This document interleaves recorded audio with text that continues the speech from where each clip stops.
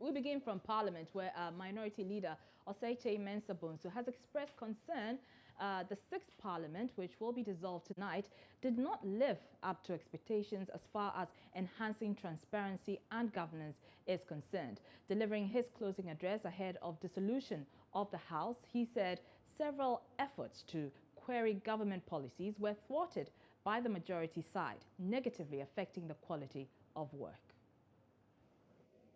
Mr. Speaker, a good number of bills have been passed in these past 4 years. The House also gave approval to a multiplicity of loans and also to many and assorted international agreements. On some occasions, the alacrity invoked in the passage of bills and the approval of some loans and international agreements were, to state it bluntly, not the best, as it left little space for Parliament to do proper due diligence. Through questions, debates, and statements, among other avenues, we performed our representational functions. In scrutinizing and approving budgets and loans, we discharged our power of the purse function. Through questions and more especially the committee system, we performed our oversight functions. Another vehicle open to us in the discharge of our oversight functions is motions. Many motions were tabled in pursuance of same purpose. It is unfortunate to relate, Mr. Speaker, that some motions, which in the considered opinion of the sponsors would have helped to unravel the truth behind certain undertakings, were aborted or scattered. That indeed is the underside of majoritarian rule. The prime dividend of good, democratic, accountable, and transparent government is qualitative improvement in the living conditions of the citizenry. We should introspect and ask ourselves as individuals and as a collective whether by our performance we achieve these, including combating and minimizing corruption, and to add value to the living conditions of the people that we represent. How, as a House, did we stand alongside the people that we represent? Did we show good faith? Or did we kowtow to muscle power? History will be a better judge. Well, he also expressed concern about the high rate at which experienced MPs are having to exit the House. Mr. Speaker, allow me to share my observations on the rather high attrition rate in Ghana's Parliament. The minority group in Parliament started with 123 members in 2013, later reduced to 122. Of the 123 that we began with, 60 were completely new entrants. Today, of the 169 that will be entering Parliament, the next Parliament, on the ticket of the New Patriotic Party, only 80 are continuing members of Parliament, and as many as 89 are new breed. Indeed, I am the lone ranger in my party's caucus from the 1997-2001 stock. Just 2 people remain in the 2001-2005 stock, in the persons of the Honorable K.T. Hammond and the Venerable Honorable Kennedy Ohine Japan. For the 2005-2009 group, I guess we have just about 20 remaining. The current majority caucus, who are the incoming minority, suffer from the same affliction. This outrageously high attrition rate cannot facilitate the growth of Parliament. It cannot proficiently grow our democracy. Neither can it adequately grow our parties. The political parties need to do serious introspection and reflect on their respective constitutions. Well, Majority Leader Alban Bagbin, on the other hand, praised the House for a good job done in deepening democracy over the last 4 years. For my colleague MPs, we were elected to represent the interests of our people in the governance of the country. This is an arduous responsibility. We're called upon to balance constituency, party, and national interests, particularly so as our hybrid constitutional democracy does not give members of parliament a clear representational mandate. I know as a human institution, we may not have met all the expectations of every Ghanaian, but I have no doubt that on achievements, the scale will tilt in favor of this House. A lot has been achieved during this period.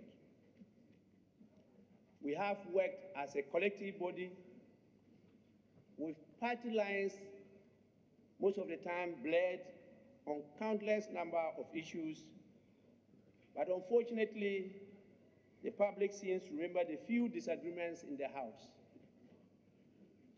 We are remembered during such occasions because of the passion with which positions are articulated and canvassed on the floor.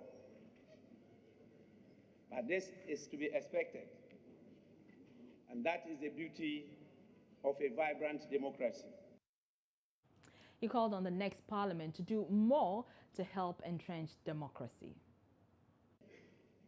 This notwithstanding, there is a need for parliament as an institution to intensify its efforts at educating the public on the nature of the work we do in this House in order to court the support of the public for parliament. Mr. Speaker, I would therefore wish to appeal to the leadership of the incoming parliament to reconsider some of the outreach programs introduced in the previous parliament in the quest to bring parliament closer to the people.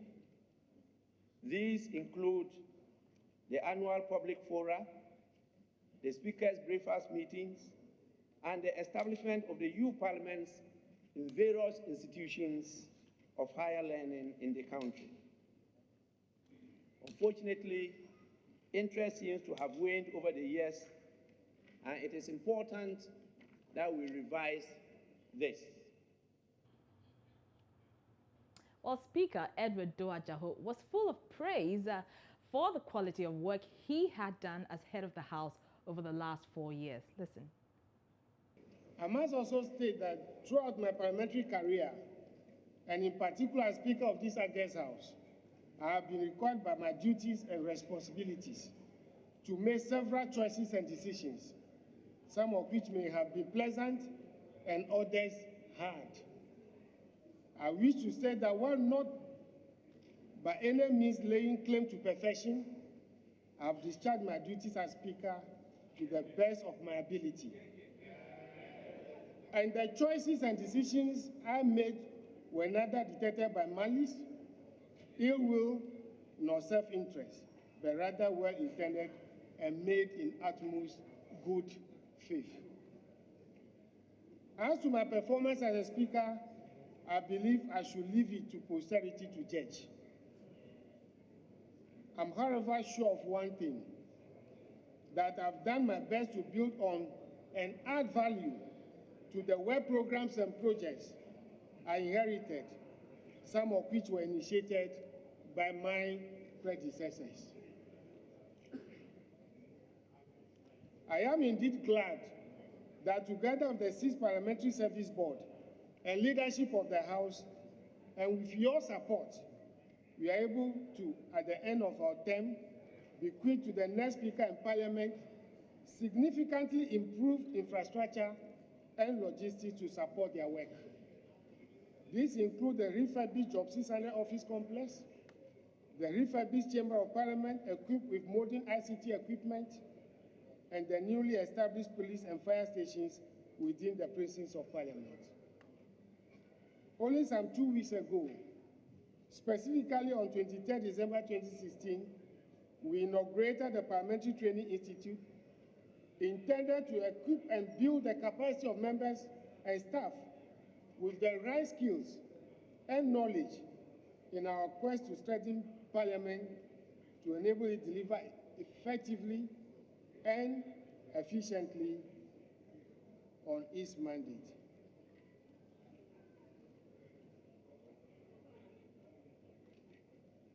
Again, well, some members of Parliament have been speaking to Joy News about their experience in the House. We can listen to them. We have done quite a number of things, and I can say that on the whole, Parliament did the work that it could do. And indeed, we have to commend the Parliament of Ghana for the work under the leadership of Speaker Do Ajahu. Yes, I'm Honorable Benita Senao Kitidua, MP, outgoing MP for Lajakuku. So 4 years in this Parliament, for you, how's the experience been like? Oh, it's been a mixed one because, you know, mostly the work in Parliament is committee work, you know, getting bills worked on. And fortunately for me, I was a deputy minister as well. So you need to merge all these appointments together. And I think we did our best. And it was a good experience. As you heard the majority leader say that when you come to Parliament first, you are in level 100. You know, so some of us were in level 100, wishing we'll go to level 200, because the more you stay in Parliament, the better you get more knowledge. You know, you get more knowledge and you understand parliamentary works better. You know, and I would have loved to come back, but God knows best. He knows why it happened this way. So we all going back home, get our loins together, and see what life has. Can you expect a comeback from Benita Okitidia? You never know. It's been a good learning experience. I think it's always a privilege to get the opportunity to represent your people in Parliament. And for me personally, to have been given a nod to represent them on a third term is really a privilege. I think that if you listen to the speeches, there's a lot that we all share in common as Ghanaians. And that is, there's no place that is more demonstrated than on the floor of Parliament. You realize on a daily basis the issues, the regulations, the laws we pass are things that are in the interest of the people of Ghana. And in almost all the cases, you see all of us, whether majority or minority, working together to really make those laws better for the people of Ghana. And I think that we should continue to improve that. Well, you had some members of Parliament sharing their experiences in the House. And speaking of the House, let's go to the telephone line now and speak to Parliamentary correspondent Elton Brobe. Elton, good evening to you. Hello, Elton. If you can hear me, we know that the House will reconvene at 11 p.m. Take us through the procedure to dissolve the House at midnight. Well, like you said, the House will come alive at 10 p.m. What is happening now is that the chamber is undergoing reconfiguration because you have new members of Parliament coming in, and you're going to have the sitting position for the minority and majority change. The MPP incoming majority members will now sit on the right side of the Speaker, while the minority NDC will sit on the left side of the Speaker. Now we have 125 new members of Parliament coming in for the 7th Parliament of the Republic of Ghana. What they are doing in the chamber now is to fix name tags to the incoming 7th Parliament, the composition, so that when the chamber is open, for them to walk in minutes after midnight, so that is what is happening in the chamber now. Around the presence of Parliament is very quiet. Some of the MPs the continuing MPs, their officers preparing to come down. The chamber will come alive at 6 p.m. and then who has the responsibility? Because when the House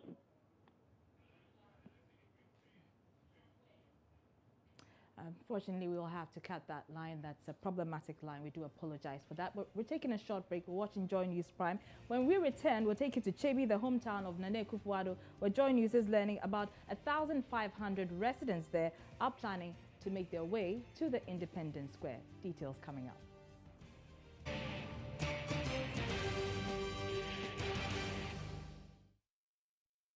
You're welcome back. Now the clock is ticking on John Mahama's presidency.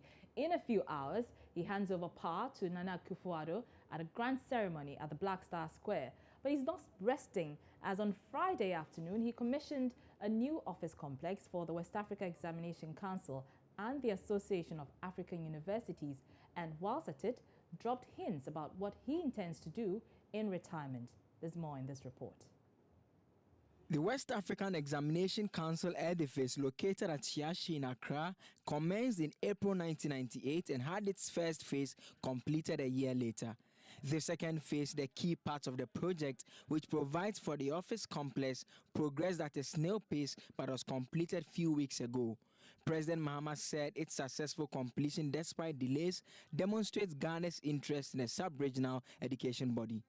It is government's foresight and concern for the future growth of WAEC that led to the allocation of this parcel of land here at Okponglo in Accra as far back as 1997 for the construction of a permanent site for the council's headquarters.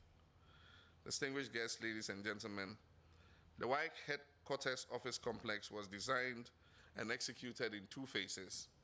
President Mahama then headed to the Trinity College Road, where he commissioned an office complex for the Association of African Universities.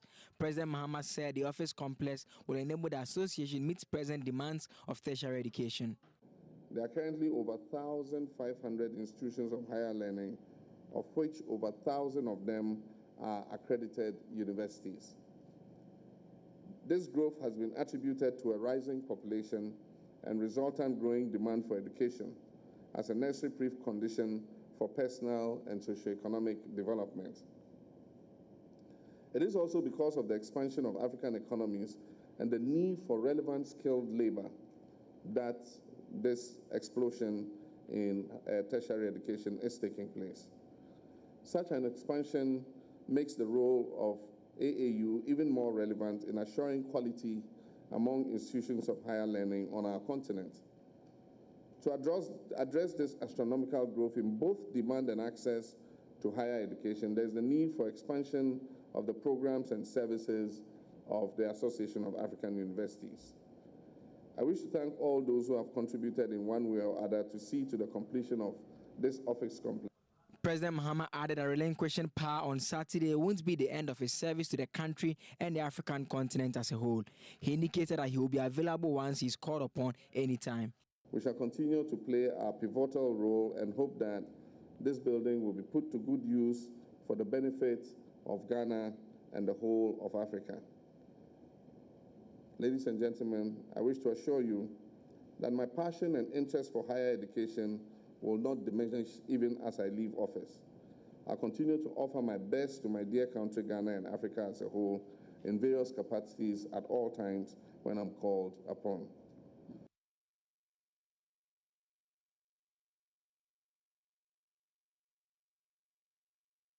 So in less than 12 hours, he would be referred to as former President John Dramani Mahama.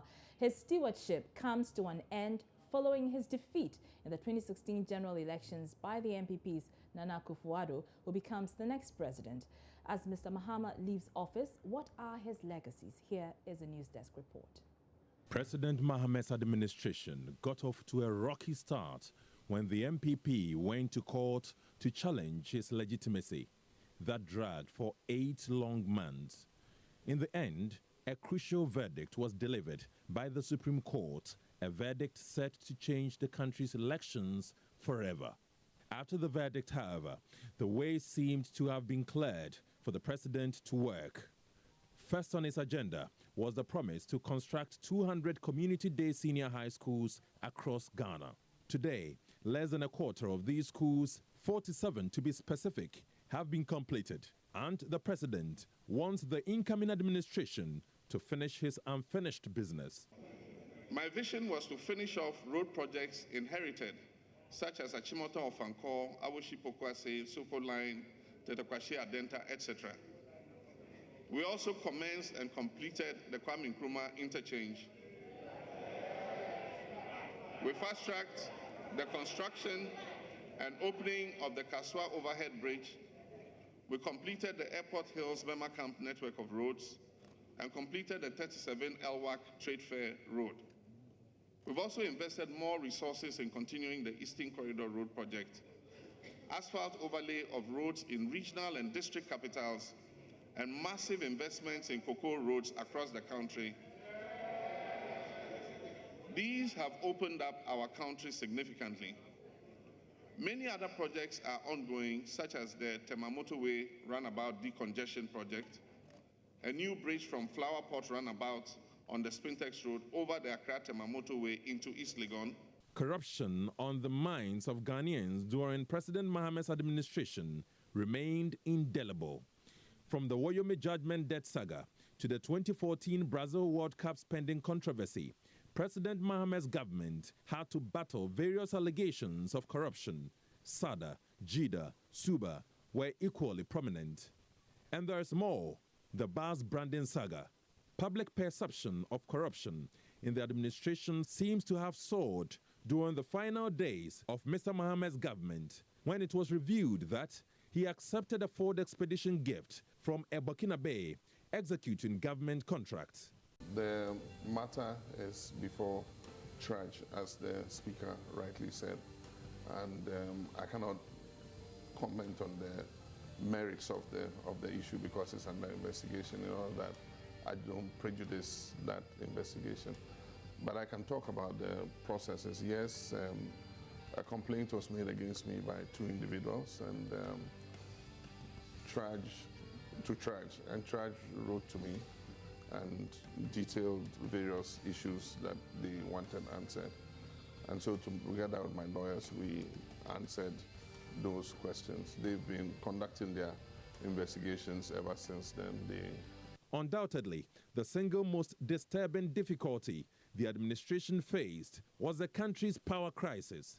Businesses collapsed as a horrific load-shedding regime was started across the country. In a day, they could give us light out like 3 or 4 times in a day, and it's really bad. And many may attest that to a large extent, the power challenge has been fixed. Ghana's economy under President Mahama struggled.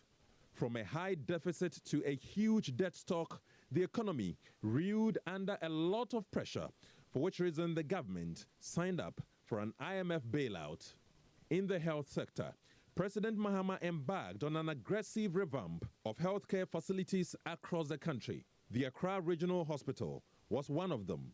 During his 2014 State of the Nation address, President Mahama revealed that he had directed his appointees to contribute a portion of their salaries towards the construction of CHIPS compounds. But he also came under heavy criticism, especially from political opponents, for bringing the NHIS to the brink of collapse, an allegation his government rejects. Water, they say, is life, and the NDC administration appears to have given life to many communities where taps had run dry for years. The Teshi Desalination Project and the provision of water for residents of Adenta are a few examples. One area President Mahama will also be remembered for is the massive infrastructural development his government embarked on. Key among them was the Kaswa Interchange and the Kwame Nkrumah Interchange. The Nkrumah Interchange has come to be known as Circle Dubai. John Dramani Mahama may be, as many describe him, a one-term president for now, but his contribution to the nation will have to be left for posterity to judge, as he himself pointed out in his final State of the Nation address today. Mr. Speaker, it is my assertion that the information I've provided is a snapshot of the current state of our nation. As I've said before, I'll allow history to be the judge of how I have served my nation. How well I have done my part in running my lap of that relay. What that verdict will ultimately be, I cannot say. I can only say that I have done my best, giving my all, and done so with the best of intentions for my God and my country.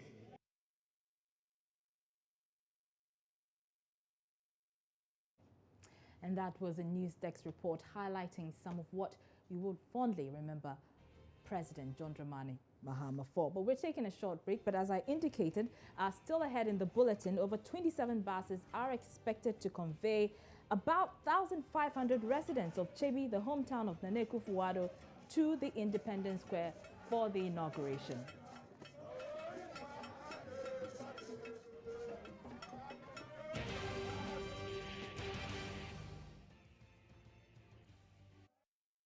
Welcome back. Now, Ghanaians from across the country are refusing to be left out of Saturday's inauguration of President-elect Nana Akufo-Addo. In Chebi, the hometown of Nana Akufo-Addo, Joy News is learning about 1,500 residents of the town are planning to make their way to the Independence Square. Over 27 buses are expected to convey the residents to the inauguration venue. Correspondent Maxwell Kudoko is in town and joins us live with details about the Inauguration Day exodus, if you like, from Chebi. Good evening to you, Maxwell. Good evening. I can imagine the residents can't wait to set off to Accra. Describe to us what the mood is where you are. Precisely, in the Achime-Buakwa South constituency, precisely the Kibi Lorry Park, or the Kibi Lorry Station. We are just in front of the lorry station, the main street. Earlier, we saw a group of young guys with the Palogo band playing or singing along the major streets of the Kibi Township. We are told that about 1,500 people are expected to be conveyed from the Achime-Buakwa constituency to the Independence Square to support and witness the inauguration of the president-elect and his vice president, Nana Dankwa, and the Alhaji Dr. Bawumia, respectively. Because they will be moving at dawn, I'm told the bus will leave here around 3 a.m. 17 207 buses and 10 VIP buses have been arranged to convey these people from across the constituency. You don't see so many people on the street, but so the young guys are on the street, and I've seen a couple of traders who are selling the NPP paraphernalia on the street here. Let's try to get to the street and talk to some of the people and then find the excitement or the enthusiasm of the people. Big man, hello, good evening. This is Joy News. What's your name? My name is Nana Kwame. Nana Kwame. Yeah. Tomorrow there will be an inauguration ceremony for the president-elect who happens to come from your constituency. How is the feeling like? How does it feel like? Okay, right now, as you know, like I'm waiting for Nana to build a nation. Like you have to go for it too. Are you going to the Independence Square tomorrow? No. I will stay at home and then I will wait for Sunday because he come here. So you will be waiting here? Yeah. Well, let's try to talk to some more people. Big man, hello, good evening. This is Joy News. What's your name, sir? Julius Sotri. Julius Sotri. Yeah. Are you a part of the team that will be going to the Independence Square tomorrow? Definitely. We are going tomorrow to support the president-elect Nana Akufo-Addo. I am part of, and I'm a constituency officer. Oh, okay. Yes, to be precise, the constituency communications officer. And we are conveying the constituents from this place to the inauguration center tomorrow. How many people are we expecting? Roughly, we are expecting 1,500 people to move from this very grounds, from Chebi and its environs to the inauguration grounds tomorrow. How does it feel like to have a president coming from your constituency? Very, very happy. You see the enthusiasm, you see the group that were singing, that were chanting the songs and all the stuffs. Everybody's happy over here because we've long waited for this very success. It's been long, 40 years since the president-elect had the dream of becoming the president of the nation. And we are very happy that he's from this very land. He's from Chebi land. Let's try to talk to more people. Madam, hello. Good evening. What's your name? Me person me ketchi. Obeketchi, you're from? Me Dina Boatin. Oh, okay. Now, ochna come wo moko me na ba ku sin kran de da. Me na ba ku aka se me traka no me dru ho no maka ho. Say now feeling it here say when you're president of you grow. Wafa e kosoro papa. Mani age se me nso me nam a na me dru ba bia me se me free president kuro mu ankasa. Chebi and I'm free to say ya bre. And then that's one our expectation is saying say obey your man penny then officer obetimi aya de aboa mu.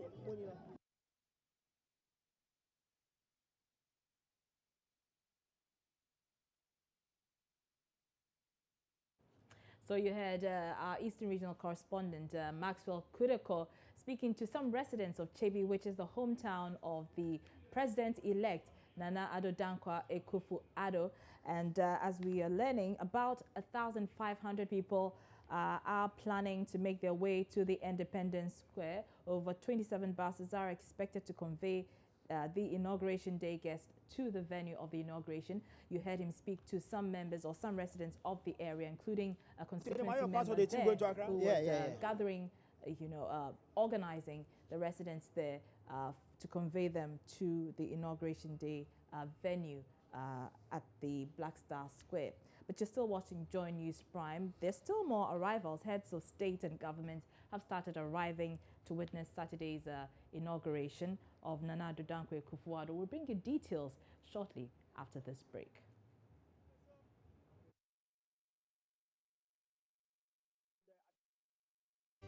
Now, heads of state and government have started arriving to witness Saturday's inauguration of Nana Addo Dankwa Akufo-Addo as Ghana's next president, taking over from outgoing President John Dramani Mahama. Leaders from at least 9 African countries, including Egypt, Algeria, Zambia, Ethiopia, and Mali, have been received. Ernest Menu reports. Oh my goodness. First from Egypt, we have the former Prime Minister Ibrahim Malab. We are told he's also the Vice President for Egypt. And then there was Sahrawi Arab Republic, Democratic Republic. That country was represented by the Right Honorable Abdelakar Taleb. He's also the Prime Minister. And then there was Algeria, represented by the President of the Senate, Abdelakar Ben Salah. And so I have a few government officials. Let me say that the Minister Designate for National Security, Albert Kandapa, is here. He is receiving the guests, the heads of state, on behalf of government. We have a few others also here from the Foreign Ministry and from the State Protocol who are making sure that arrangements everything is happening as scheduled. We also have the military here. There's heavy security presence, and they're just here to make sure that there's security and all that. What happens when the heads of state arrive is that initially, first of all, they are received by Albert Kandapa. Then there's a guard of honor that is mounted. They inspect the guard. There's the Ghana Dance Ensemble here. There's some cultural display. And then they move inside to the reception right here at the airport, exchange pleasantries, and then they move out of the premises. And so, so far, the mood here is very calm. There's heavy security presence. And of course, we have the Navy also here mounting the guard of honor over here, Gifty.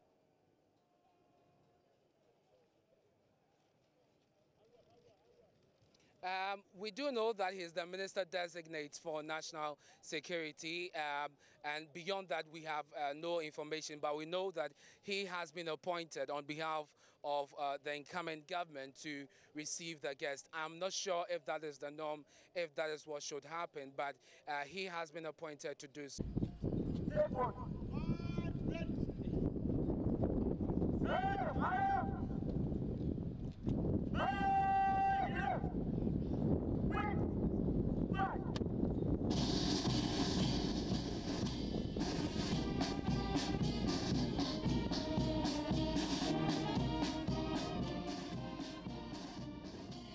That was my colleague Ernest Mainu giving us details about the arrival of some dignitaries who would witness the inauguration of Nana Addo Dankwa Akufo-Addo tomorrow. Now, the Black Star Square, the venue for the inauguration, is taking shape for the inauguration of the president-elect. The entire square is decorated in national colors. Jennifer Kwama was there earlier for Joy News.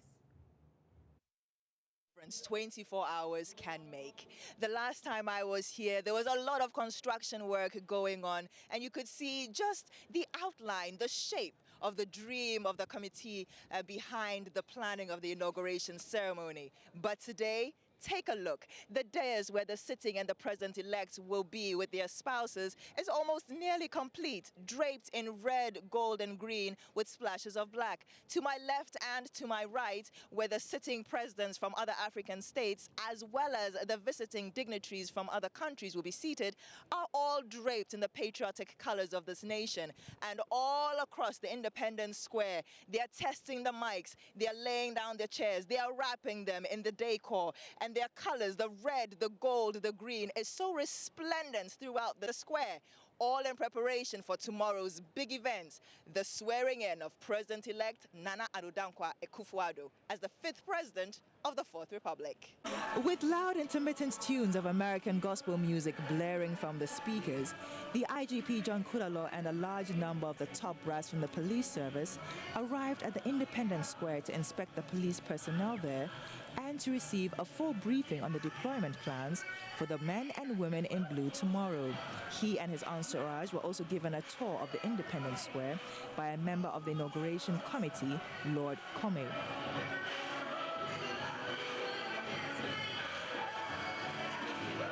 Been a contrast between yesterday and today. Several seating areas within the square have been draped in national colors. There's a lot of activity, hustle and bustle in and around the area as people work steadily to put the Independence Square in shape.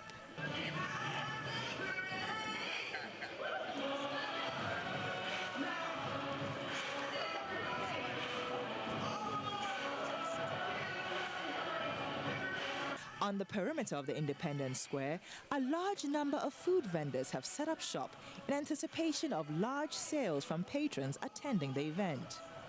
The days where the president-elect Nana Akufo-Addo will be sworn in is still under construction and has become a no-go zone for members of the press. Impressions gathered from high-ranking members of the police service and the inauguration committee indicate that they are satisfied with progress so far. They do not anticipate many challenges, and they expect that tomorrow's event will go down as a spectacular success. For Joy News, Jennifer Kwamwa.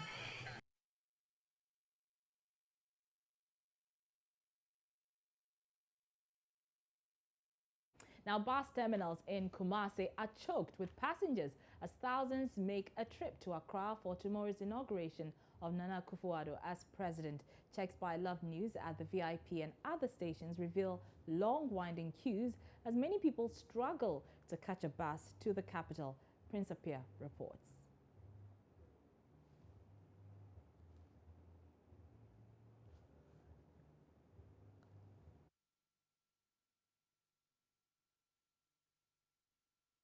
Already gone to Accra. Authorities tell us it's purposely and because of the inauguration tomorrow at Accra. And it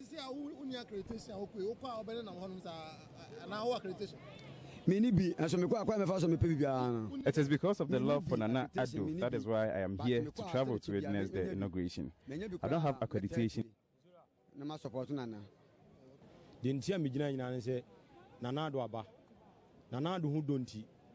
I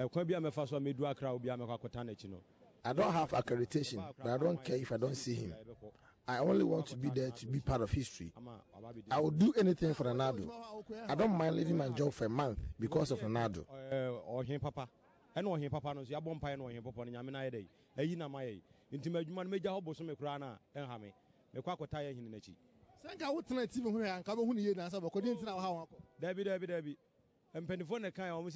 Siki gadama wanini wanitu yama ininyao miami di meni kohe se mi huno maduru obi nti mbese miami di meni ko huna nado se di nisi akunya no so ntina mpesa me kwa Accra no ti awia mu ya na na do ba na wa ba no enu ti ne so ye ntira TV ye ntira Kumasi. We are traveling at the expense of our businesses. We are not worried about the consequences. We cannot miss such an important occasion like Nanado's inauguration.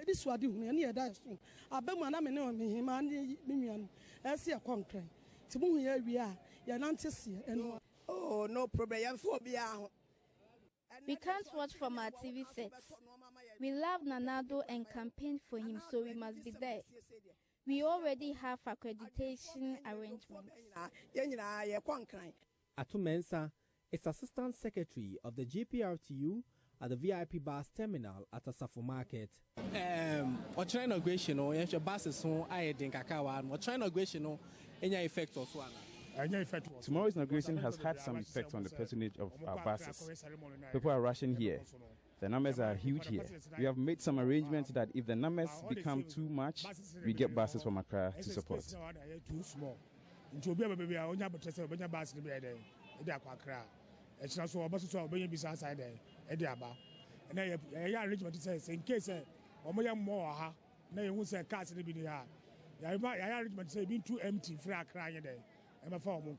Meanwhile, at the Kumasi Central Market, traders who are unable to travel to the capital are preparing to join the ceremony their own way.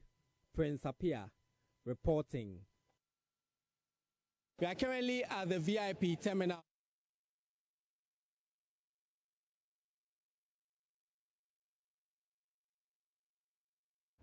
As we indicated, in less than 5 hours, the 6th Parliament will be dissolved. Let's go over to Parliament House, where my colleague Aisha Ibrahim is standing by. Aisha, what is the mood there? What preparations are being undertaken as the 6th Parliament draws to an end?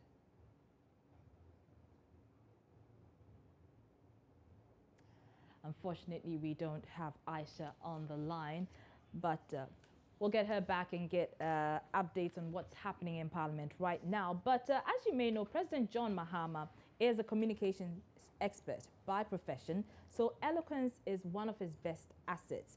And this is especially evident when he's addressing Ghanaians and even his political opponents. Humor is another one of his assets, and you may remember some of his speeches were laced with humor and laughter. We've picked a few that will be etched on the minds of Ghanaians for a while now, but we're not bringing it to you right now. We're taking a short break, so stay tuned. We'll bring that to you in a short while.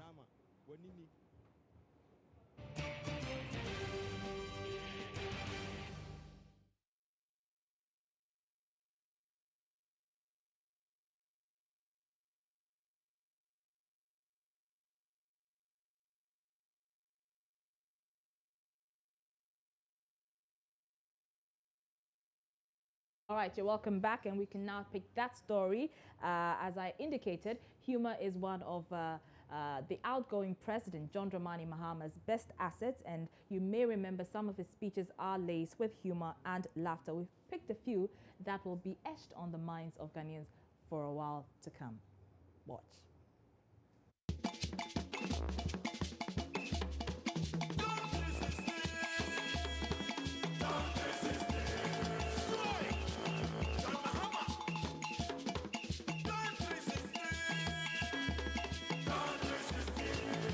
I've seen more demonstrations and strikes in my first 2 years. I don't think it can get worse in the second 2 years.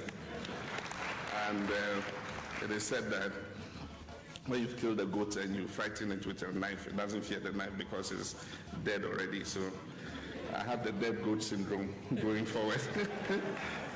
A good number of people in MPP are quiet. They can see the bus is going to crash. But if they say it, they will attack them. And so they're quiet, waiting for the bus to crash. And when it crashes, I said they'll take the bus, send it to Kokompe, repair it, and put it back on the road for 2021. In Hausa, they say fili fili, gafili gadochi.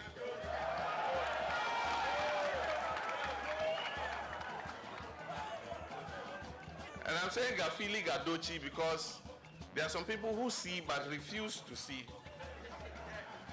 And they say these buildings are Photoshop. I felt sad for President Kufuor, but then it also gave me, in Twi we say, Arishim, Because if they can insult President Kufuor like that, they ask for me, they will grind me in a potoyua. This morning, he rather went on Peace FM. I was speaking slang.